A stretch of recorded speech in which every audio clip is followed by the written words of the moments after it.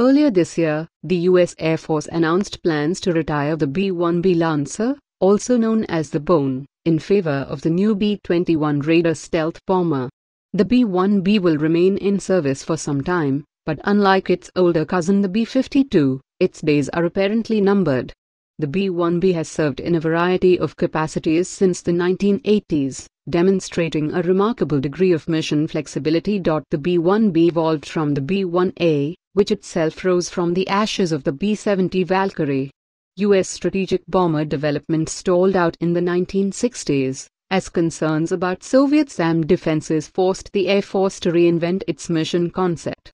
Fast, high-flying bombers fell out of favor, while the B-52, which excelled in a low-altitude role, remained relevant beyond its expiration date. Nevertheless, the Air Force still wanted a supersonic bomber. The Nixon administration was more flexible on this question than the Johnson administration, and studies began in 1969. The first prototype flew in 1974. As designed, the B-1A could exceed Mach 2 at high altitude, Mach 1.2 at low altitude. Even then, the B-1 remained controversial. U.S. intel suggested that Soviet radars were improving, making the low-altitude penetration mission riskier. At the same time, the development of short-range cruise missiles offered to make the B-52 a more formidable platform. The Carter administration cancelled the B-1A in an effort to cut costs and make the defense budget more efficient. The Reagan administration reversed this verdict. Reagan was more interested in pushing the Soviet Union to its limits, and analysis of the cost of the Soviet air defense network reinforced the idea that a new strategic bomber would put the USSR at a cost disadvantage. The B-1A was reworked into the B-1B, which was slower, somewhat less expensive and had a smaller radar cross-section. Rockwell built 100 B-1Bs for the Air Force, as well as 4 B-1A prototypes. 66 of the aircraft remain in service. The B-1B has impressive specifications. It can make Mach 1.25, although in practice the speed is lower because of altitude and structural stability considerations. It can carry 125,000 pounds of ordnance with a combat radius of roughly 3,000 miles. Its service ceiling is 60,000 feet. In the first decades of its life, the B-1B was primarily a nuclear deterrence bomber. But with the end of the Cold War and the collapse of the Soviet Union, the Bone lost the nuclear mission. By treaty agreement with Russia, the main bomb bay in the B-1B was subdivided into 2 sections, and several other modifications were made. The process began in 1995, and was complete on all remaining aircraft by 2011. Along the way, various updates improved the ability of the B-1B to precision deliver conventional munitions, including advanced targeting electronics, and additional fixtures necessary to delivering a large number of bombs. The B-1B sat out the First Gulf War, a conflict which established a new paradigm for the use of air power.